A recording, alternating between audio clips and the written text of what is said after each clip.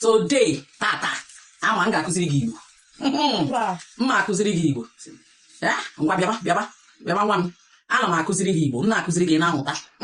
Igbo nke anyị ga-agụ na-awụ ịma na unu adịghị eme Igbo na skuul. Nsị ka nkụziere gị Igbo a. ABCD a na-agụ, anyị ga-ebidogoro na ABCD. Ngụwa ịgụọ A, B, C, D. Mana enwere m ajụjụ. Before mgbe m na-eto, they taught me to ABCD n'Igbo. Yes, ABCD na abụrụ sọ kụziere m A, B, D, E. You got that? Now, after, I'm going to primary 3. They didn't change it. A, B, C, D, E. Now, so I'm going to kụziri gị 2.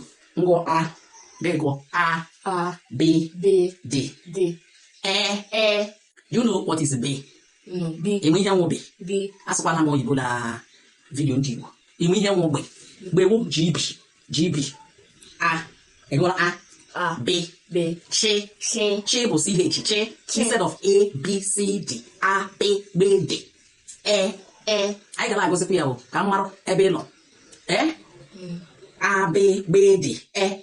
A, B, D, E. A, B, D. E. A, B, D, E. Ị bụrụ friends, ịbụrụ my fan, ị bụ onye Igbo, biko mee your own video. Gụọ nke gị tinyere m na comment section. Ọ bụrụ na ị na-achị m ebe na ife na a na-agụta ya. Gụọ ya, ebu ụzọ kụziere anyị A, B, D, E. Before wee kụziere anyị A, B, C, D, E. Na enwere m reason m ji akụziri Amaka dị 2. Because o nwere ebe ị ga-abịa, ịbịa ebe ahụ, ihe ị ga-ahụ ọ bụrụ gbe. Ị gaghịzi ahụ, ịghọtago? B nọ n'Igbo, C nọ n'Igbo, ịghọtago? A, B, D, E.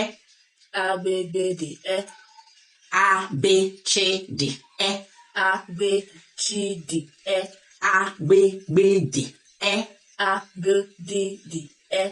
Fi, G, Li, Ni, Nyi, Zi, Mwi, Nkwi, Nyo.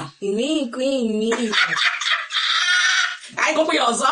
A, B, C, D, E. A, B, D, A, B, C, D, E. A, B, C, D, E.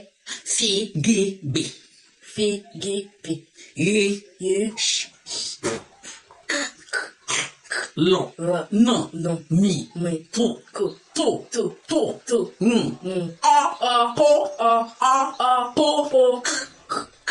Nkwi, nye. Hey! I start from middle ishi. Can you go on middle ishi? A, B, C, D, E. You see? You know la abịgbị dị ya ha ị na-agụ. Nke na-akabara atọ echeta ọsịsọ wa abịa chedi. Mana echefuzi ala abịgbị dị ahụ nwekwara ebe ọ na-aba. Ị ghọtago? Ị bịala na ihe nwere ebe ọ na-aba. Ị na-aghọta? Na mma m iso m. Ụmụnne m biko gụnụ na ụmụ unu gụkwuonu tinyere na comment section ka ọ na-akpọtụ. Kụziere ụmụ gị A, B, C, D, E. Kụziere ha A, B, D, E. Fogononye, E, kpụshịlị, pụ, ọ, L. Nkwi, nye. Ụmụnne bye.